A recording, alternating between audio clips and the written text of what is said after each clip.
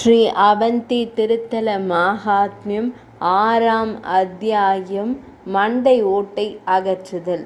சனத்குமாரர் கூறினார், அனைத்து வகையான மலர்களால் அலங்கரிக்கப்பட்ட அந்த காட்டை அடைந்த பிறகு தேவர்கள் சிவபெருமானை காண ஆர்வத்துடன் அதில் நுழைந்தனர்.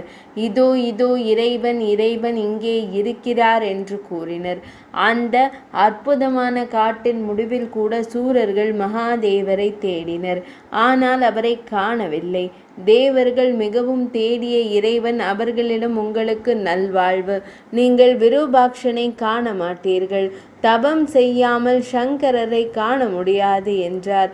பிரம்மதேவர் சரியானதை நினைவில் வைத்து கொண்டு தேவர்களிடம் கூறலானார், இறைவனை காண எப்போதும் 3 வழிகள் உள்ளன. தேவர்களே, யோகிகள் இறைவனை சகலனாகவும் நிஷ்கலனாகவும் பண்புகளுடன் மற்றும் இல்லாமல் நம்பிக்கையான அறிவு, தவம் மற்றும் யோக பயிற்சி மூலம் பார்க்கிறார்கள் என்று கூறப்படுகிறது. தவம் செய்பவர்கள் இறைவனை சகலனாகவும், ஆன்மீக அறிவு உள்ளவர்கள் பரமனை நிஷ்கலனாகவும் பார்க்கிறார்கள். நம்பிக்கை ஸ்ரத்தை இல்லாத ஒருவர் விஞ்ஞானம் சரியான அறிவு வந்தாலும் கூட அதை காண்பதில்லை. மிகுந்த பக்தி கொண்ட யோகிகள் பரமனையே காண்கிறார்கள். இந்த பிரதான புருஷேஸ்வரரை பிரதான மற்றும் புருஷரின் இறைவன் நிர்விகாரராக மாற்றங்கள் இல்லாமல் காண வேண்டும். முறையாக தீட்சை பெறாத ஒருவரால் அவரை காண இயலாது. எனவே தேவர்களே, சைவ தீட்சையை, சைவ தத்துவம் மற்றும் சடங்குகளில் தீட்சை ஏற்றுக்கொள்ளுங்கள். எப்போதும் ஒற்றுமையுடன் இருங்கள். மகேஸ்வரர் உடல் ரீதியாகவும் மன ரீதியாகவும் வாய்மொழி ரீதியாகவும் உங்கள் அனைவருக்கும் நல்வாழ்வு தவம் செய்து ருத்ரனை சாந்தப்படுத்துவதில் மூழ்கி இருங்கள். சர்வ சரியான நேரத்தை அறிவார். அவர் முடிவு செய்கிறார். சிவதீட்சை எடுத்த பக்தர்களுக்கும் முனிவர்களுக்கும் தரிசனத்திற்கான வாய்ப்பை நான் வழங்க வேண்டும். அவர்கள் பிரம்மதேவரின் வார்த்தைகளை கேட்டார்கள். அவர் கூறியது அவர்களுக்கு நன்மை பயக்கும். சிவபெருமானை காணும் விருப்பத்தால் நிறைந்த சூரர்கள் பிரம்மதேவரிடம், சிவதீட்சையை விதிகளின்படியும் முறையான நடைமுறைகளின்படியும் நாங்கள் ஏற்றுக்கொள்ள ஆவலாக உள்ளோம். பிரம்மதேவரே, சிவனுக்கு திருப்தியளிக்கும் தீட்சையில் நம் அனைவரையும் தீட்சை அளிக்கவும். இந்த வார்த்தைகளை கேட்ட பின்னர் பிரம்மதேவர் தான் நினைத்த விதத்தில் தேவர்களுக்கு சிவதீட்சையில் விரைவாக தீட்சை அளிக்கும் விருப்பத்துடன் பதிலளித்தார். சூரர்களே, சிவயஜ்ஞம் செய்வதற்கு தேவையான அனைத்தையும் போதுமான அளவில் கொண்டு வாருங்கள். பலிபீடம் இங்கே கட்டப்படட்டும். 8 பிரபஞ்ச உடல்களை கொண்ட சிவனை இங்கே வழிபட வேண்டும். தாமரையில் பிறந்த இறைவனின் வார்த்தைகளை கேட்டதும் சூரர்கள் அதற்கேற்ப அனைத்தையும் செய்தனர். அவர்கள் பரிந்துரைக்கப்பட்ட எளிய வேடத்தை அணிந்தனர். அவரை வணங்கினர். பாவமற்றவர்களாகி சிவனின் அருளை பெறுவதற்காக அவரை பின்பற்றினர். புஷ்கராகமத்தின் ஞான பாதத்தில் உள்ள அறிவு பரிந்துரைக்கப்படுகிறது. பிரம்மதேவர் பிறை முகடு கொண்ட இறைவனின் யாகத்தை முறையாக செய்தார். தீட்சை நடைமுறையை மனதில் கொண்டு அவர்களை ஆசீர்வதிப்பதற்காக தேவர்களை எல்லாவற்றையும் நேர்மையாக செய்ய வைத்தார். பின்னர் எந்த எதிர்ப்பும் இல்லாமல் தேவர்களுக்கு அனைத்து விரதங்களிலும் மிகச்சிறந்த தெய்வீக விரதத்தை வழங்கினார். இந்த விரதம் சிவசாகாவில் மகா பாசுபத விரதம் என்று அழைக்கப்படுகிறது. இந்த சிவ வழிபாட்டாளர்களில் முதன்மையானவர்களான அற்புதமான புத்திசாலித்தனம் கொண்ட முனிவர்களின் வேத நூல்களின் மரபுகளின்படி கடைபிடிக்கப்படும் விரதம் இது. சிவபெருமானால் முன்மொழியப்பட்டதற்கு இணங்க கூறப்படுகிறது. சம்புமூர்த்தி அனைவரையும் ஆசீர்வதிக்கிறார். அனைவருக்கும் சமமான நல்வாழ்வை வழங்கும் இந்த ருத்ர விரதம் அனைத்து தேவர்களாலும் புத்திசாலித்தனமாக கோரப்பட்டு அவர்களால் முறையாக பின்பற்றப்பட்டது. அகந்தையை கைவிட்டு தங்க முட்டையிலிருந்து, அதாவது பிரம்மதேவரிலிருந்து பிரிந்த இறைவன் அவர்களுக்கு அந்த விரதத்தை வழங்கினார், அதாவது அறிவுரையுடன் கூறினார். இது எப்போதும் மங்களகரமானதாக அறிவிக்கப்படுகிறது. இது ஆசைகளை நிறைவேற்றுகிறது. இது புனித சாம்பலுடன் தொடர்புடைய பெயர் கொண்டது. இது பாவங்களை அழிக்கிறது. இது துன்பங்களை அடக்குகிறது. இது ஆன்மீக ஊட்டச்சத்தை அளிக்கிறது. மேலும் மகிமையையும் வலிமையையும் அதிகரிக்கிறது. இது சித்தியை தருகிறது. இது புகழை ஏற்படுத்துகிறது. இது கவர்ச்சிகரமானது. இது கலியுகத்தில் பாவங்களில் ஒன்றை நீக்குகிறது. எனவே ஒருமுகப்படுத்தப்பட்ட பஸ்மனஸ்தான புனித சாம்பலை பூசுவதன் மூலம் சுத்திகரிப்பு நீராடல் செய்பவர்கள் தண்டர்கள், கட்டுப்பாட்டு புலன்களின் உறுப்பினர்களாவர். புலன்களின் மீது கட்டுப்பாட்டுகளை பயன்படுத்துபவர்கள் அவர்கள் அனைவரும் கமண்டலங்களை பூசணிக்காய் நீர்ப்பாசனம் வைத்திருப்பார்கள். அவர்கள் அனைவரும் ருத்ராட்சங்களை அணிவார்கள். விரும்பத்தகாத விஷயங்களை கண்டு விவாதிப்பதில் ஈடுபடும் ஆண்களுடன் அவர்கள் அனைவரும் தொடர்பு கொள்வதில்லை. அவர்கள் அனைவரும் அந்த காட்டில் விரதத்தை ஏற்றுக்கொண்டு விரதத்தின் மூலம் தேவி உமை நாயகரான ஈசான மகேஸ்வரரை சாந்தப்படுத்தினர். அவர்கள் மிகுந்த பக்தியுடன் இருந்தனர். அவர்கள் பயிற்சி செய்கிறார்கள். விதிக்கப்பட்ட பெரிய கடமைகளையும் விதிமுறைகளையும் நிறைவேற்றினர். நீண்ட காலத்திற்கு அவர்கள் தியானத்தின் மூலம் மட்டுமே தங்கள் விருப்பத்தை உணர்ந்தனர். ருத்ரனை தியானிக்கும் நெருப்பால் அவர்களின் பாவங்கள் முற்றிலுமாக எரிந்தன. அவர்கள் மகிமை பெற்றனர். பின்னர் பகவான் சம்புமூர்த்தி அசுரனை கொன்ற பின்னர் அவர்களுக்கு காட்சி தந்தார். சனத்குமார முனிவர் கூறினார், அனைத்து தேவர்களும் சர்வனால் ஆசீர்வதிக்கப்பட்டனர். மேலும் அவர்கள் பிரம்மனால் வழங்கப்பட்ட வரத்தை பெற தயாராக இருந்தனர். பிரம்மதேவரும் ஈசானனால் முறையாக ஆசீர்வதிக்கப்பட்டார். தெய்வீக கணக்கீட்டின்படி 1000 ஆண்டுகள் கடந்த போது தேவர்களின் தலைவர்களின் இறைவன் அவர்கள் மீது இரக்கம் கொண்டார். தேவர்களின் ஒளி வீசும் அவர்கள் முன் தோன்றினார். தனது கணங்களால் சூழப்பட்ட இறைவன் அவர்களுக்கு விழிகளுக்கு தெரிந்தார். அவர்கள் கணவர்கள் பல்வேறு வகையானவர்களாகவும் பல்வேறு வகையான அலங்காரங்களாலும் பல்வேறு வகையாக அலங்கரிக்கப்பட்டவர்களாகவும் இருந்தனர். அவர்கள் தாங்களாகவே பெருமை கொண்டவர்களாக இருந்தனர். ஆனால் மிகவும் ஆணவம் கொண்டவர்களையும் அகிம்சை கொண்டவர்களையும் அழித்தார்கள். அவர்கள் தாங்களாகவே பயங்கரமானவர்களாக இருந்தனர். மற்ற பயங்கரமான தோழர்களை அழித்தார்கள். அவர்கள் விரும்பும் எந்த வடிவத்தையும் எடுக்க முடியும். அவர்கள் ஆசைகளிலிருந்து விடுபட்டிருந்தனர். அவர்கள் தங்கள் எல்லா ஆசைகளையும் நிறைவேற்றி கொண்டனர். பிரபுத்துவ யானைகளின் ஆலயங்களை பெருமையுடன் கிழித்தெறியக்கூடிய சில உடல்களை கொண்டிருந்தனர். அவர்களிடம் அனைத்து போக சக்திகளும் தெய்வீக சக்திகள் அல்லது அனிமா நுண்ணிய தன்மை அல்லது லகிமா நுண்ணியதாக மாறும் சக்தி எனப்படும் ஐஸ்வர்யங்கள் இருக்கின்றன. அவர்களின் முடிகள், நாக்குகள் மற்றும் கூரை பற்கள் அசைந்து பரபரப்பான ஒலிகளை எழுப்பின. புலிகள் மற்றும் மலைப்பாம்புகளை போன்ற பயங்கரமான முகங்களை கொண்டிருந்தனர். அவை காகங்கள் மற்றும் ஹெரான்களை ஒத்திருந்தன. அவர்களில் சிலருக்கு எந்த வடிவமும் இல்லை. சிலருக்கு ஒருவருக்கொருவர் வடிவத்தில் நின்றிருந்தனர். சிலருக்கு நல்ல அழகான வடிவங்கள் இருந்தன. அவர்களில் சிலருக்கு எந்த வடிவமும் இல்லை. சிலர் ஒருவருக்கொருவர் வடிவத்தில் ஒத்திருந்தனர். சிலருக்கு நல்ல அழகான வடிவங்கள் இருந்தன. சிலருக்கு பல வடிவங்கள் இருந்தன. சிலருக்கு பல வடிவங்கள் உள்ளன. சிலருக்கு 1, சிலருக்கு 2, சிலருக்கு 3 மற்றும் சிலருக்கு பல தலைகள் இருந்தன. அவை வெவ்வேறு வடிவங்களில் பிரகாசித்தன. சிலருக்கு பல விழிகள் இருந்தன. சிலருக்கு விழி இல்லை. யாரோ ஒருவருக்கு 2 அல்லது 3 விழிகள் இருந்தன. சிலருக்கு 1, 2 அல்லது 3 செவிகள் இருந்தன. சிலருக்கு பல செவிகள். சிலருக்கு செவியே இல்லை. சிலருக்கு 1, 2 அல்லது 3 சிறந்த மூக்குகள் இருந்தன. சிலருக்கு பல மூக்குகள் இருந்தன. சிலருக்கு மூக்கு இல்லை. சிலருக்கு 1, 2 அல்லது 3 தண்டுகள் இருந்தன. சிலருக்கு பல தண்டுகள் இருந்தன.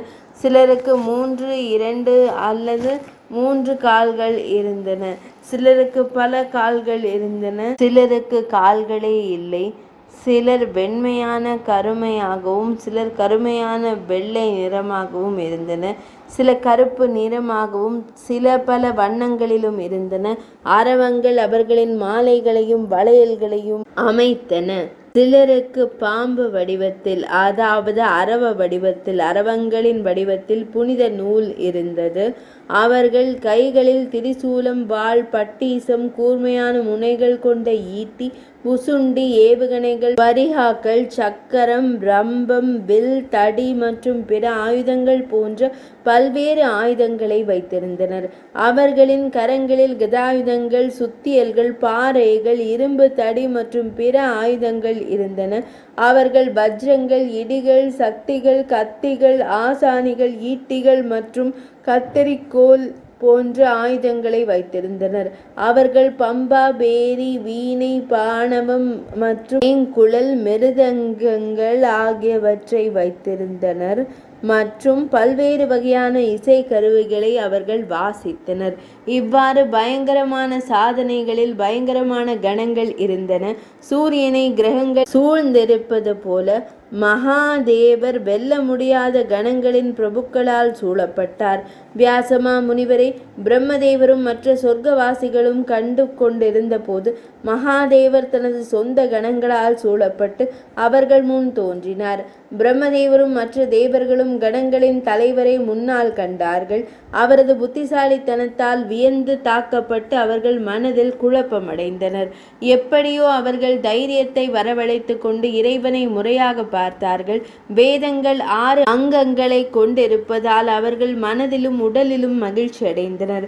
தரையில் வணங்கும் உள்ளங்கைகள் இணைந்திருந்தன, கால்கள் தரையில் கிடந்தன. அவர்கள் அவர் முன் சாஷ்டாங்கமாக பணிந்து படுத்து கொண்டனர். படைப்பு, வாழ்வாதாரம் மற்றும் அழிவிற்கு காரணமான ஈஸ்வரனை புகழ்ந்தனர். தேவர்கள் கூறினார்கள், கணங்கள் மற்றும் நந்தி தேவருடன் கூடிய அமைதியான சிவனுக்கு வணக்கம். சூலம், திரிசூலம் மற்றும் சக்தியுடன் கூடிய காளையின் மீது அமர்ந்திருக்கும் மென்மையான இறைவனுக்கு வணக்கம். நிர்வாணமாக இருக்கும் கால் உடை அணிந்த அதாவது நபருக்கு வணக்கம். தோல் உடை அணிந்திருக்கும் இறைவனுக்கு வணக்கம். தூயவருக்கு, தீவிரமான மகிமை கொண்டவருக்கு, பிரம்மனுக்கு, பிரம்மதேவரால் உருவாக்கப்பட்ட உடலுக்கு, பிரம்மதேவரால் பணிக்கப்பட்டவருக்கு வணக்கம். அந்தகனை கொன்றவருக்கு வணக்கம். 5 முகங்களை கொண்ட ருத்ரனுக்கு, அனைத்து நோய்களையும் நீக்குபவருக்கு வணக்கம் வணக்கம். சூரர்களின் இறைவனான கிரீஷனுக்கு, ஈசானனுக்கு வணக்கம் வணக்கம். பயங்கரமான கடுமையான உருவம் கொண்ட வடிவங்களை கொண்ட ஒருவருக்கு வணக்கம். வெற்றி பெற்றவருக்கு வணக்கம் வணக்கம். சூரர்கள் மற்றும் அசுரர்களின் இறைவனுக்கு வணக்கம். எதிகளின் துறவிகளின் இறைவனுக்கு, பயங்கரமானவருக்கு, பயங்கரமான தண்டனையை வழங்குபவருக்கு வணக்கம். பெரிய கட்வாங்கத்தை உச்சியில் ஒரு மண்டை ஓடு வைத்திருப்பவருக்கு வணக்கம். மங்களகரமான விரூபாக்ஷா, 3 விழிகள் கொண்டவர், பிரபஞ்சத்தால் உருவாக்கப்பட்ட, பிரபஞ்சத்தில் எங்கும் நிறைந்தவர், அமைதியானவர், மனதிற்கு வசீகரமானவர் ஆகியோருக்கு மீண்டும் மீண்டும் வணக்கம் செலுத்துதல். வேதங்களுக்கு, படைப்பாளருக்கு வணக்கம். சர்வ வல்லமை உள்ளவருக்கு, தைத்தியர்களை கொன்றவருக்கு, பக்தர்களிடம் மிகுந்த இரக்கம் காட்டும் இறைவனுக்கு வணக்கம். ருத்ர ஞானம் பெற்றவர்களுக்கு, ருத்ர ஞான பரா வணக்கம் செலுத்துதல். சிதைந்தவருக்கு, சிறந்த வடிவங்களை கொண்டவருக்கு, 100 வடிவங்களை கொண்டவருக்கு வணக்கம் செலுத்துதல். 5 முகங்களை கொண்டவருக்கு, எழுத்துக்களின் வடிவமானவருக்கு வணக்கம் செலுத்துதல். அதுபோலவே விரிஞ்சி மற்றும் பிற தேவர்களால் இவ்வாறு புகழப்பட்ட ஹர, தெய்வீக சக்தி மற்றும் 3 மடங்கு திரிவேதனத்தை துளைக்கும் திறன் கொண்ட தனது உள் உணர்வின் மூலம் சொர்க்கவாசிகளின் மெலிந்த உடல்களை உன்னிப்பாக கவனித்தார். பிரம்மதேவர் மற்றும் பிறரின் வழிபாட்டு மற்றும் சாந்தப்படுத்தும் முறையை கண்ட தேவர்களின் இறைவன் கூறினார், பாக்கியவான்களே, நல்லது நல்லது, விரதம் தொடர்ந்து கடைபிடிக்கப்படுகிறது. என்னை பார்க்க வேண்டும் என்ற விருப்பத்துடன் நீங்கள் அனைவரும் இந்த தெய்வீக முறையால் மிகவும் சாந்தப்படுத்தப்பட்டுள்ளனர். அவர்கள் மனிதர்களாக இருந்தாலும் சரி, கடவுள்களாக இருந்தாலும் சரி, விரகத்தில் ஈடுபடுபவர்கள் மட்டுமே என்னை காண்கிறார்கள். நான் ஏதாவது கொடுக்க வேண்டியிருந்தால் உங்களுக்கு சில அற்புதமான வரங்களை வழங்குவேன். உங்களில் ஒவ்வொருவருக்கும் தனித்தனியாகவோ அல்லது 2 அல்லது 3 பேருக்கு அல்லது அனைவருக்கும் சமமாகவோ அனைத்து ஆசைகளும் நிறைவேறும் வகையில் இந்த வரத்தை வழங்குவேன். உங்கள் அனைவரின் நலனுக்காகவே நான் உஜ்ஜயினி நீக்க வந்துள்ளேன். மண்டை ஓடு என்னால் கீழே எறியப்பட்டுள்ளது. இன்னும் என்ன செய்யப்பட வேண்டும்? முடிந்தது. உங்கள் அனைவருக்கும் நல்வாழ்வு. தேவர்கள் கூறினார்கள், மண்டை ஓட்டை வீழ்த்தியதன் மூலம் நீங்கள் எங்களுக்கு என்ன நன்மை செய்தீர்கள்? பூமி ஏன் நடுங்கியது? 3 உலகங்களும் ஏன் கிளர்ச்சிக்கு உள்ளாயின? இது வீணாகவில்லை என்றால் பகவானே, தலைவரே, ஆண்டவரே அதற்கான காரணத்தை குறிப்பிடட்டும். மகாதேவர் கூறினார், உங்கள் சொந்த நலனுக்காகவே இந்த பயங்கரம் உங்களிடம் தூண்டப்பட்டது. இது தேவர்களின் பாதுகாப்பிற்காக. இதற்கான காரணத்தை கேட்கட்டும். யோகம் மற்றும் மாயையில் நிபுணத்துவம் பெற்ற துரோணன் என்று சக்தி வாய்ந்த அசுரன் பாதாள உலகத்தை ரசாதளம் தனது கட்டுப்பாட்டில் வைத்திருந்து தங்கினான். எதிரிகளின் நரகங்களை வென்ற மற்ற சக்தி வாய்ந்த தைத்தியர்கள் நீங்கள் அனைவரும் தவத்தில் ஈடுபட்டிருப்பதை அறிந்தார்கள். எனவே அவர்களில் பலர் தேவேந்திரனுடன் இணைந்து உங்களை கொல்ல விரும்பி உங்களுக்கு எதிராக அணிவகுத்து சென்றனர். அவர்கள் தங்கள் மாயையின் சக்தியால் மாறுவேடத்தில் நகர்ந்தனர். ஆயுதங்களை உயர்த்தி சூரர்களை கொல்ல முயன்றனர். நெருங்கினர். குசஸ்தலி பகுதியில் தங்க சிகரங்களை கொண்ட இந்த நகரம் கபால மண்டை ஓடு கீழே விழுந்ததாலும் பூமி நடுங்கியதாலும் ஒரு உரத்த மற்றும் கடுமையான செய்தி எழுந்தது. எனவே அவர்களின் உடல்களிலிருந்து உயிர் வாயுக்கள் வெளியேறின. உலகங்களை நிலையான நிலையை சீர்குலைக்க அவர்கள் முயற்சித்தனர். அவர்களின் வலிமை மற்றும் அரச மேலாதிக்கத்தினால் அவர்கள் ஆணவமடைந்தனர். எனவே அவர்கள் என்னால் கொல்லப்பட்டனர். தேவர்கள் கூறினர், இவ்வாறு விசுவாசிகள் ஆசீர்வதிக்கப்பட்டுள்ளனர். நீங்கள் தேவர்களை ஆசீர்வதிக்கும் இறைவன். உங்களுக்கு நல்ல குணங்களும் நினைவாற்றலும் வழங்கப்பட்டுள்ளன. பயங்கரமானவரே, உங்கள் தெய்வீக காட்சிகளால் எங்கள் புகழை பெருக்குவதில் நாங்கள் மகிழ்ச்சி அடைந்துள்ளோம். இதை கூறிய பிறகு தேவர்கள் வணங்கினர். பாபா அவர்களை எழுந்திருக்கச் செய்து மீண்டும் கூறினார். சிவபெருமான் கூறினார், உரிய வருகை மற்றும் சேவையுடன் நீங்கள் தொடர்ந்து உக்ர என்ற தவத்தை செய்துள்ளீர்கள். இது தியானத்தின் மூலம் திறம்பட செய்யப்பட்டுள்ளது. உங்கள் உடல், பேச்சு, மனம் மற்றும் பக்தி உணர்ச்சிகளால் நீங்கள் செய்யும் தவத்தை யாராலும் செய்ய முடியாது. மற்றவை தாங்க முடியாத துன்பங்களுடன் இந்த தவம் உங்களுக்கு கிடைத்துள்ளது. உங்கள் பிரகாசமும் தவமும் முன்னேறி எல்லா இடங்களிலும் வளர்ச்சி அடையட்டும். இது நீண்ட காலமாக உடல் முழுவதும் மிகுந்த முயற்சியால் பயிற்சி செய்யப்பட்டு முழுமையாக்கப்பட்டுள்ளது. சனத்குமாரர் கூறினார், தேவர்களின் இறைவனால் இவ்வாறு கூறப்பட்ட போது பிரம்மதேவரை தலையில் கொண்ட தேவர்கள் தங்கள் தலைகளை முகங்களை உயர்த்தி தரையில் முழங்காலில் நின்று இறைவனிடம் கூறினார்கள். தேவர்கள் கூறினார்கள், நீங்கள் காணக்கூடியவர் பகவானே, ஆண்டவரே, எங்கள் தவங்களுக்கு நீங்கள்தான் காரணம். நீங்கள் எங்களுக்குள் உயிரை புகுத்துகிறீர்கள். வரங்களை வழங்குபவரே, தேவர்களின் இறைவனே, எங்கள் அனைவருக்கும் மற்றும் நல்ல வேளையில் ஈடுபட்டுள்ள மனிதர்களுக்கும் பக்தர்களுக்கு பயத்திலிருந்து விடுதலையை வழங்குபவரே, பக்தர்களுக்கு பயத்திலிருந்து விடுதலையை கொடுப்பவரே. ஈஸ்வரனார் கூறினார், உங்கள் முயற்சி மற்றும் விதிகளை கண்டிப்பாக கடைபிடிப்பதன் காரணமாக உங்களுக்கு தெளிவான பார்வையாளர்கள் வழங்கப்படுகிறார்கள். மேலும் நான் உங்களுக்கு பல அரிய வரங்களை வழங்குவேன். எப்போது இது பகவானால் சொல்லப்பட்டது. தேவர்களுக்கு முன்னால் நின்ற பிரம்மதேவர் வேதங்களின் வார்த்தைகளின் தோற்றத்திற்கு மூலமான பகவான் பவாவிடம் இந்த வார்த்தைகளை கூறினார். கடவுளே, நாங்கள் உங்களை அடைந்து விட்டோம். அந்த மகத்தான வரம் மிகவும் போதுமானது. எங்கள் செழிப்பு எப்போதும் பெருகட்டும். எங்கள் வசிப்பிடம் நிரந்தரமாக இருக்கட்டும். சிவபெருமான் கூறினார், இந்த உலகில் அவர்கள் ஒருபோதும் தீய விளைவுகளை சந்திக்க மாட்டார்கள். எனக்கு அர்ப்பணிப்பு உள்ளவர்களாகவும் என்னால் கொல்லப்படுபவர்களும் அவர்கள் சிறந்த மற்றும் சிறந்த அறிவை பெறுகிறார்கள். அங்கே தலைகள் பச்சை முடிகளால் மூடப்பட்டிருக்கும் திரிசூல கரங்களை கொண்ட பயங்கரமான கணங்கள் பிரகாசிக்கின்றன. என் இடது பக்கத்தில் இருப்பவர்களும் கூட அவர்களை கட்டுப்படுத்தவும் உங்கள் அனைவரையும் எழுப்பவும். தரையில் தவிர்க்க முடியாத மாற்றத்துடன் மண்டை ஓடு கீழே வீசப்பட்டது. மேலும் பக்தியை விரும்பும் பக்தர்களுக்கு நான் அருள் செய்தேன். மரங்கள் என்னை அவ்வாறு கேட்டுக்கொண்டதால் எனது குடியிருப்பு இந்த காட்டில் நிரந்தரமானது. பாவமற்ற தேவர்களே, நான் இங்கு வந்ததிலிருந்து இது மங்கால வனம். தவம் செய்ய விரும்பிய உங்களுக்கும் இது மகா கால வனம், சிறந்த வாய்ப்புகளின் காடு. இந்த இரகசிய புனித ஆலை இந்த இரட்டை பெயருடன் உலகில் புகழ் பெறும். இது ஒரு இரகசிய காடு, இது தகன மைதானம், இது அனைத்து புனித தலங்களிலும் மிக பெரியது மற்றும் மிகவும் கம்பீரமானது. இது கபால விரதாச்சாரியா, கபால விரதத்தின் செயல்திறன் என்னால் அறிவிக்கப்பட்டது.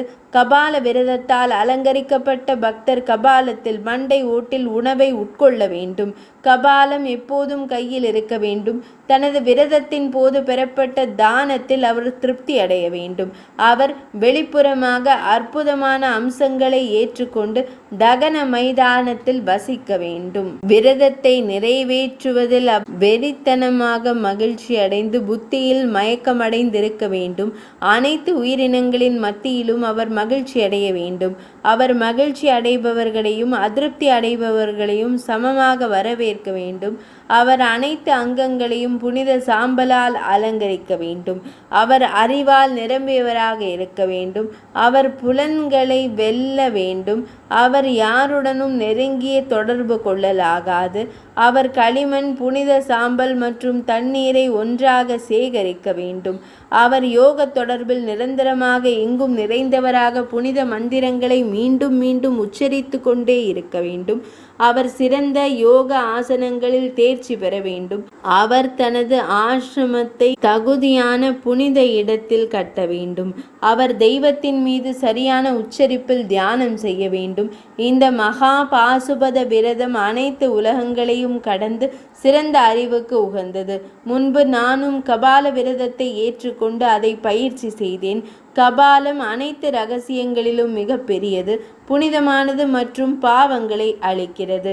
உண்மையில் இந்த கபால விரதம் மிகவும் அற்புதமானது மற்றும் ஏற்றுக்கொள்ளவும் பயிற்சி செய்யவும் மிகவும் கடினம், மிகவும் கடுமையானது மற்றும் சமமாக மென்மையானது.